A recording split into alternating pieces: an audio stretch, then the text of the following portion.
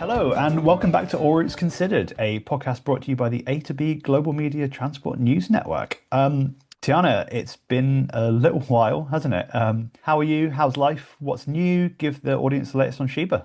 Yeah, so Sheba is my foster cat, for those who don't know. She's actually finally been adopted. She's going to a home on Thursday. So by the time this comes out, she will probably be in her new home. She's going to a lovely place on the edge of the moor where she will have lots of space to explore with a lovely family who also used to foster cats. So I'm very excited for her, but also very sad. It'll be sad to say goodbye to her. She's been with me since January, so I've got used to her being in my house. But I'm off to the US soon to go to some transport related events over there. So obviously I won't be home to be with Sheba anyway. So it's good that she's going to have forever home. But yeah, things have been busy, which is why we haven't done a podcast in a couple of weeks. But good to be chatting to you again. Strange to be doing it not face to face this time, giving something different a go. Yeah, as you can see, audience members, we're recording this in a slightly different method to the usual way, but we wanted to give it a try. And with Tiana going, to all of these events in the US, we wanted to just give this a little road test and, maybe see how things might work out for other projects in the future. But we will say no more on that one for now. So I swear we're not always going to start every episode with a chat about HS2, but it's kind of hard not to. With the state of things at the moment. So just this week, the UK government announced a set of revised costs and a new delivery timeline for HS2. And the Transport Secretary has outlined plans to reset the high-speed rail project following what's been described by ministers as years of mismanagement. So, Tiana, what's going on here with HS2? Because, I mean, it looks to me that the government is largely trying to reposition the whole scheme from sort of a failing mega project to like a more salvageable long-term investment. Yeah, I think it's good to talk about this because obviously we kind of talked about some of the kind of proposals and whatnot last time of like, oh, they're cutting the speed, all these kind of things are kind of rumored, and at least now they've kind of laid out some clarity of like kind of definite points when it comes to like timeline, cost, speed. It's not positive news as such. Obviously, the cost has gone up. We always knew the cost was going to go up. They're saying between 87.7 billion and 102.7 billion is the new projected cost. Obviously, in 2012, the cost was said to be between 32 billion and 37.5 billion. And that was for like the fully proposed network. So these new costs are kind of for the scaled back version and are, significantly greater for several reasons. They're saying that certain things weren't factored into the initial proposals, and obviously, inflation delays always drives up the cost. So yeah, not great really that it was delayed in the first place, but can't change that. So at least now they're kind of setting out, like you said, a solid plan of we're going to do it. This is how much it's going to cost. This is when it's going to come into effect. So I think they're saying between 2036 and 2039 that it will start running and then will extend a bit again to the West Coast Main Line and stuff between 2040 and 2043. It should happen in our lifetimes, Joey. We should, Well, we should maybe one day ride an HS2 train. We might. But they Yeah. have also confirmed that it will be at 320 kilometers per hour, 200 miles per hour, rather than the initial 360, which we talked about last time. Yeah. Yeah. I mean, that sort of feels like a more practical goal rather than before it seemed like they're almost trying to, I don't know, sort of make a statement, make it this big sort of impressive thing. Yeah, I guess at this point we want to deliver it. We want it to increase capacity. We want it there as a service. It's going to be kind of impossible to actually judge whether or not it was a success within our lifetime, isn't it? Like it may start running, but like it's, that'll be for the next set of Joey and Tiana's on podcasts and sort of if they're doing Little Joey podcasts. riding the train. Yeah. We'll see what they think about it in years to come. But no, yeah, I mean, for sure, there's a hell of a lot of lessons that are going to need to be learned from the development with regards to, anything in the future. Yes, I mean, HS2 is the gift that keeps on giving, or not, in a way. Yeah, at least between London and Birmingham it will be. Yeah, I don't know if it'll ever be the gift that keeps on giving further north like we originally hoped it would, but No, we'll have to wait for Northern Powerhouse Rail to see if that gives us something. yeah, if Andy Burnham becomes Prime Minister. Yeah, I mean, that's a whole other can of worms. Big changes in England, potentially. We'll see. I Right, mean, we're okay. also got some potential changes coming to the airport network in England again. Yes, yeah. And I mean, Yeah. onto what I would describe as sort of some more overtly positive news from Yeah. England, from the UK, is Doncaster Sheffield Airport. It's officially passed the first two stages of its airspace change process, which marks a pretty sort of key regulatory milestone ahead of its proposed reopening. It's been sort of strength to strength for Doncaster Airport recently, hasn't it, Tiana? Yeah, I mean, they recently got confirmation of their loan as well for 57 million, I Mm, think. That's, money is a key enabler as well and enabling this to happen. And I think that was in doubt a little bit. There was a reform-led campaign from one of their mm. councillors who were kind of like, oh, yeah, we said you could have this money, but we're no longer going to give you this money. And the whole kind of project was in doubt a little bit, but now that's been confirmed as happening as well. And then they're kind of passing these, regulatory milestones, like you said. It's looking positive. I mean, the airport closed in 2022, was it? November 2022? Mm. And it's looking like it should open again this decade. So, they're saying 2027, 2028, which would be great to kind of, plug some of the gap in like our aviation airport network and kind of not always rely on everyone having to travel to the major hubs. I think it's positive, these regional airports definitely have a role to play. Yeah, I mean, it's nice. It's quite exciting, isn't it? It's nice to hear about a project that's progressing in the way that everyone wants it to, and it's going to have a real tangible effect on the people living there. Yeah, I think it's really great, and I'm really excited. I agree. Hopefully we'll keep following the progress, keep writing about its news, and eventually in a few years' time, we'll be like, it's opened. Yeah, yeah. So from planes to buses, over in Dubai, the Roads and Transport Authority, the RTA, they've announced the official opening of the Mall of the Emirates Smart Bus Station, the city's first smart bus station. And I mean, with that, there's been quite a lot in the news recently about, bus infrastructure and digital solutions. And this is just, one of several things that we've covered lately. But it really feels like there's been a pretty conscious international effort to start shifting towards this kind of development, doesn't it? Yeah, I like stories like this because I feel like bus infrastructure typically isn't smart or glamorous or particularly modern. It's not necessarily like the first place where you get new technologies. 'Cause obviously, your standard bus stops there, a pole at the side of the road or whatever. And I think that kind of legacy moves on to like bus stations where they're not seen as high-end places. So I like, initiatives like this. And I think in Dubai, they're really trying to reduce this friction between transport modes. So all these digital technologies they're implementing, it's all about like interoperable travel with, live updates and connections and maps, as well as kind of, digital customer service and a virtual assistant who can help you plan your journey and respond to inquiries and everything like that. And I think it sounds smart and useful, and kind of can help change the overall experience of riding a bus, which isn't just what it's like on board the bus. It's what's it like while I'm waiting for this bus to arrive. As I'm sure you do, I've had many an experience of just sort of waiting at these sort of horrible little bus stations across England. So I mean, it's great that the transport operators and companies are starting to really, pay attention to the more sort of granular detail of bus transport everywhere. Yeah, I agree. I mean, all these stories we've talked about so far today, these latest news stories, they're all about kind of long-term transport planning and how we can kind of give a better experience to more people. Yeah, So definitely. Yeah. that's what we're here for. That's what we like. Yeah. Well, I mean, speaking of a better experience for many people, some might say a lot of people, today we're going to take a closer look at one of the most talked about infrastructure projects in North America, California High-Speed Rail.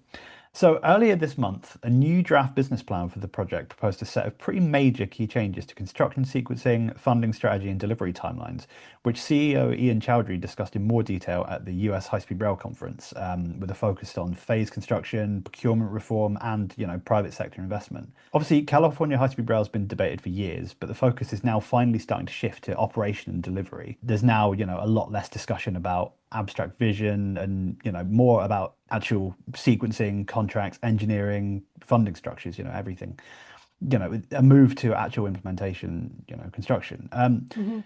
Tiana, you attended the conference. Tell us what what's changed with California High Speed Rail's latest strategy. Yeah, so it was a really, really good conference. It was really good. It was organized and hosted by people who kind of clearly really cared about the future of high-speed rail. It wasn't just kind of, like a commercial event. There was sort of real passion behind it. And regarding California high-speed rail's most recent proposals, they certainly talked about this big shift regarding the proposed delivery, revolving now around a phased approach that could allow sections of the network to open earlier and be more incrementally implemented, especially if kind of current legislation and mandates are removed that require the Central Valley segment to be completed first at the moment. So with the existing plan, the authority is kind of limited to first building this 171-mile double track route between Bakersfield, Fresno, and Merced. And then kind of before they can work on connecting tunnels through the mountain ranges towards San Francisco Bay Area and Los Angeles, they have to finish that section. But the draft plan's now kind of proposing amending this approach by allowing tunnel construction to start earlier and permitting initial train services to operate on like single track sections rather than waiting for kind of a whole double track network to be implemented.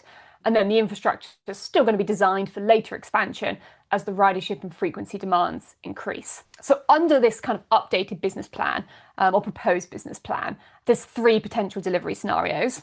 The first would complete only this Central Valley segment, with service beginning around 2033. And this is kind of seen as the least useful option, kind of this train to nowhere rather than connecting the big cities. And then the second scenario will prioritise extending the line north towards the Bay Area by 2039. So kind of similar to these HS2 timelines we were talking about. This is a useful service that we could see happen in the next, 10, 15 years. But they'd still build enough infrastructure again to begin this through surface before later capacity upgrades are added. And then the third scenario would complete this full corridor between San Francisco and Los Angeles by around 2040, again with additional tracks and infrastructure delivered progressively as demand grows. And I think that's kind of what people want to hear. They want to hear, okay, this train is going to reach San Francisco, this train is going to reach Los Angeles. Yeah, so within this plan, the authority seems to want to focus on just building what they need to start like some sort of service by those dates, get it sort of rolling, rather than getting it all in place in one fell swoop, right? Yeah. So obviously, historically, the project was designed around building this full long-term configuration from the outset, including like fully double-tracked infrastructure, large stations, and major tunnel works. They wanted to do it all and then be like, right, we're opening it. But what the authority in Chowdhury is now saying is, like, we could preserve the corridor for the final system, but only construct the infrastructure required for initial operations and demand. So, they're acquiring all the lands for the full build out, and the standards of the engineering and everything would still support this 220 mile per hour operation. But some assets would be delivered in phases rather than all at once. Yeah, and I mean, he himself argued this would make the project more financially efficient. He made the point, crucially, that infrastructure starts costing money through maintenance the moment it kind of is built and enters service, whether it's being kind of utilised or not. So his argument's kind of essentially why maintain more tracks than you need to, especially if kind of initial ridership demands only require a certain amount. And like this makes sense, I think, like certainly to me, like especially if it helps deliver the project sooner and starts kind of proving the concept to people. Like if the initial service can start showing people how great high-speed rail is, then demand will increase. It'll justify building more and kind of make it easier to do so with, a bit of financial support coming in and public support. So it seems to me like a sensible plan. Yeah, no, absolutely. I mean, it's always better to, show rather than tell. And it seems that this is a real case of sort of here's what it's going to do. This is a portion of what we have planned, but the wider result in the end is going to, think of this, but expand it. And it seems like a really great way to entice people into using it and sort of, proving how useful it will be in the end. So, I mean, what else has been revised in the plan for the vision overall? Yeah, so another kind of major topic was like procurement reform. So one of the biggest kind of changes in this area is the authority is now directly purchasing key construction materials itself instead of kind of leaving procurement to the contractors. So this includes things like rails, concrete ties, poles, fibre systems, wires, cables, all these kind of key elements. And Chowdhury kind of described this at the conference almost like creating a central warehouse, like a home depot that contractors can come just visit for ease and convenience and kind of instead focus purely on the installation and construction they've been hired to do. And this should kind of reduce supply chain risks and speed up delivery, which again is going to, be a positive thing and help make this project happen. They've also changed the way contracts are awarded. So they're using indefinite delivery, indefinite quantity contracts, and multiple award task orders to kind of, again, accelerate delivery and help supply chain access. And this kind of creates a pool of pre-qualified contractors that the authority could issue work packages to as projects are ready, rather than kind of repeatedly going through long procurement processes. So it's kind of all about just sort of streamlining delivery now, which is music to our ears, surely. Yeah, well, I mean, it seems like there's also a much bigger emphasis on private investment now. I mean, obviously, that's something that the authority's been talking about for a while, especially since the federal government cancelled, previously awarded funding grants. Yeah, I mean, definitely. Like the authority, has actively said they're discussing partnerships with infrastructure investors and renewable energy developers and telecommunication companies, like as well as co-development firms. I'd like to say that this is kind of thanks to financial support from the state. Like state funding, the commitments made there have helped create this financially stable project that's kind of necessary to attract the private sector interest, which was kind of removed once the federal grants were removed. So it isn't a matter here of kind of replacing the federal funding with private investment. I very much believe that federal funding should be a key enabler in the future of high-speed rail and has been instrumental in the successful networks that you see worldwide. So kind of you need this stable funding to then attract private investment. And that's what the state here is hopefully doing. And this is kind of alongside the authority's new flexible delivery outlook that should help it kind of stay open to multiple partnership structures and delivery models. Kind of its flexibility could allow work to proceed simultaneously in different regions if the financing and commercial structures align, which will obviously be really positive. Like crucially, Chowdhury kind of repeatedly framed this railway not just as a transport system, but as a kind of broader infrastructure corridor. So they're looking at things like broadband and renewable energy and station area development and concessions and logistics, everything like that, rather than just kind of the train and the tracks. Yeah, I mean, that sounds a lot like how airports or international rail systems operate. Well, yeah, for sure. And like Chowdhury did kind of make that comparison directly and referenced companies like Japan, Italy, Spain, France, Germany, where profitable high-speed rail systems don't rely solely on passenger fares. Internationally, rail corridors, alongside airports and stuff like you said, they generate revenue through multiple complementary businesses, not just kind of ticket fares. Yeah, so I think that's really kind of key to their future plans. Yeah, so I mean, will this include energy infrastructure for the actual network itself? Yeah, so they are initially planning for the system to connect into California's existing utility grid, but then they're likewise exploring renewable energy partnerships tied to the corridor for kind of future implementation. So I think there's like very much the possibility of private investors building clean energy infrastructure that could support, like along the tracks, could support both the rail operations and the surrounding communities. So again, they're thinking about the corridor as this multi-use infrastructure platform rather than just, your tracks and your trains. Yeah.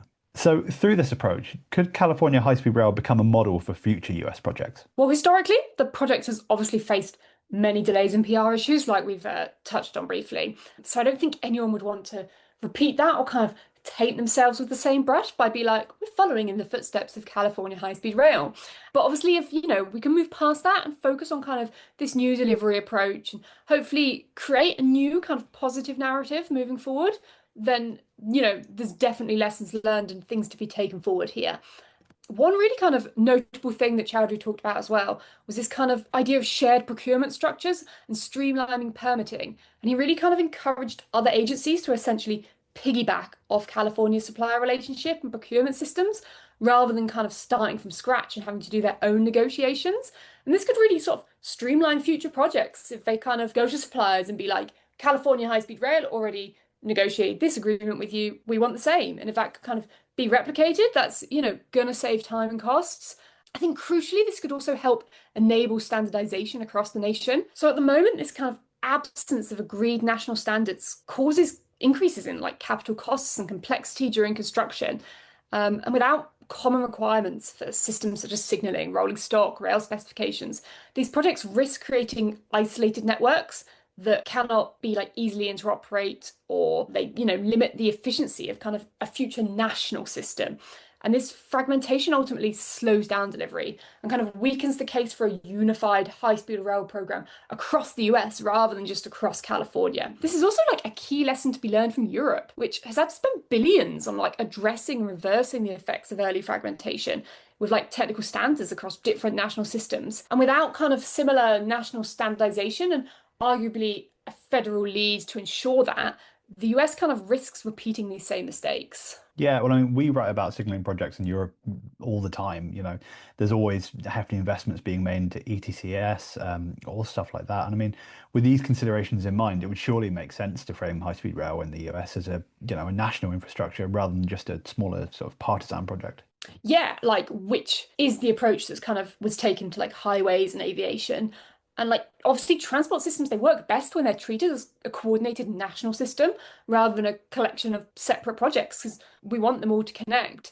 And one of the arguments that was made at the High Speed Rail Conference was that major US infrastructure historically succeeded when there was a strong federal framework, like the interstate highway system or the expansion of aviation in the 20th century. And these systems really worked because there was a clear national definition of the network and the funding structure and delivery responsibility that went along with that. So the argument essentially is that high-speed rail should be treated the same way. Well, yeah, I don't see why not. And several speakers made this case. And if the US wants to scale high-speed rail beyond kind of these early isolated corridor, it needs this kind of shared national vision, including things like technical standards, long-term funding clarity, and interoperability between lines. Kind of without that, you risk building systems that don't connect efficiently or can't be expanded into a true national network later on. Yeah, that's true. I mean, I guess the question is though, do you think the US public would really get on board with this kind of investment? I mean, currently, no, like not everyone would. Like that's kind of is the reality of the situation.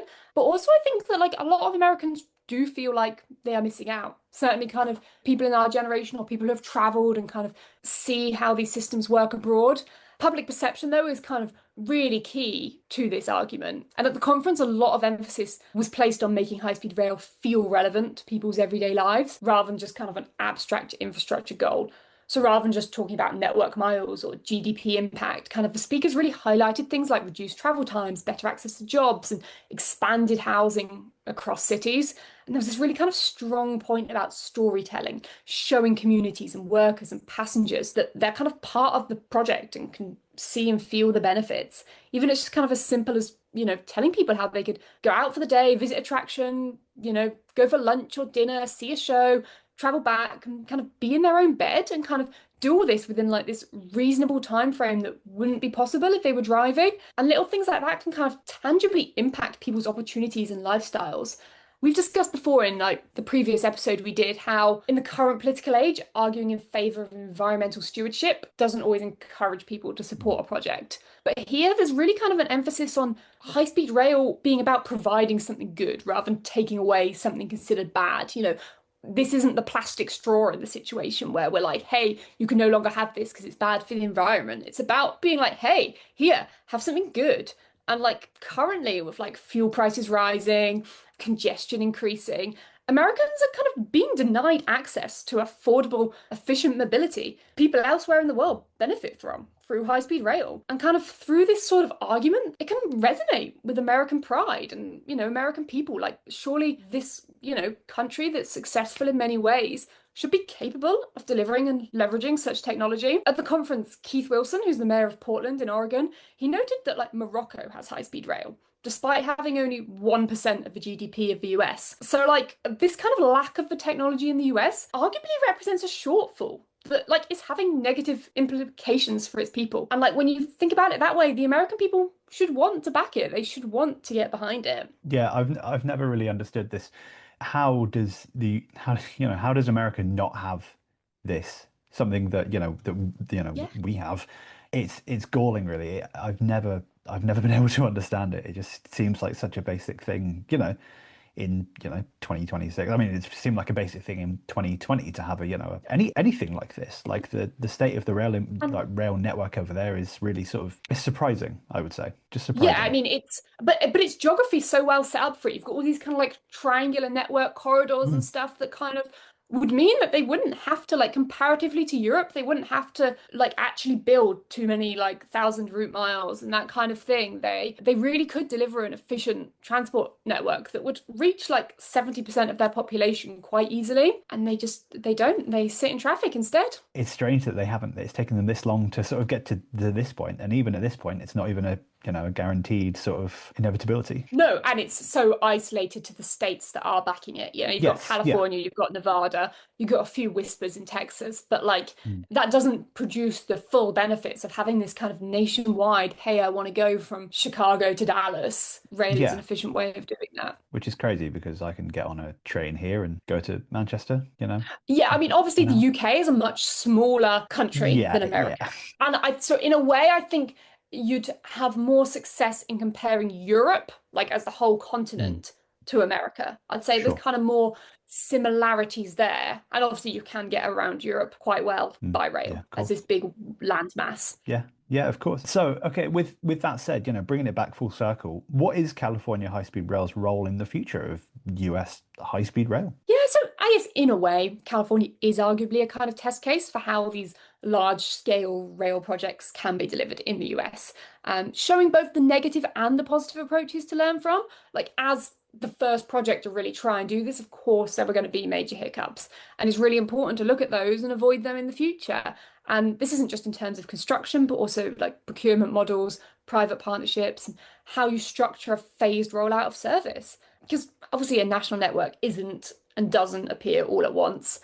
Even in countries like China, it's, taking time. It builds corridor by corridor, but it does require a shared direction in order for these corridors to eventually connect into something coherent and useful for lots and lots of people. Yeah, so I guess it is really just about whether or not the US can move toward a connected system over time. Well, yeah, I mean, there's a lot of momentum building over there at the moment, and events like the US High Speed Rail Conference really spotlight that. It's like definitely a space to watch. I mean, it is event season in the US coming up. Generally, you've got railway interchange happening at the beginning of June and then APTA Rail happening at the end. So I think there's going to be a lot of discussion, and hopefully this discussion can keep transforming into concrete momentum and concrete delivery and contracts and projects that ultimately start serving Americans and start serving Americans in their generation. They need to speed up delivery in a way that people see the tangible impacts and positive effects. So I'm excited and hopeful for them. Yeah, no, it's an extremely exciting time. And as you say, it is event season in the US, and we'll have a hell of a lot of coverage of them with you over there and everything Mm. that's going on. So, listeners, viewers, make sure to keep coming back to Railway News.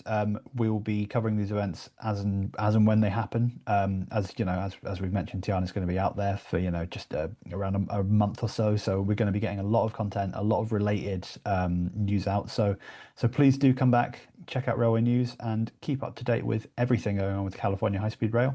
And with that, we come to the end of this latest episode of All It's Considered. It's been an interesting one. We've had some interesting technical hiccups to overcome that hopefully will be ironed out once Joey starts to do an edit later on this evening. So yeah, thank you so much for returning. We'll be back with you very soon. Please take. Oh, hello. Do we have a guest? Oh Do my goodness, little sheep out. Sheba's here. What an incredible way to end the show. Sheba, hey, this is incredible. This is why you need to watch the podcast because you get to meet Sheba. She's so lovely. She's going to be here all afternoon now, I reckon. Perfect. Well, yeah, the It's sun's nice and warm and popped out a little sunny. bit. Right. Well, Yeah. thank you very much for listening. Yes, yes. Thank you so much. I hope you enjoyed seeing the cat very briefly there. And yeah, we'll be back with you soon. All right. Take care, everybody, and keep Bye. taking transport.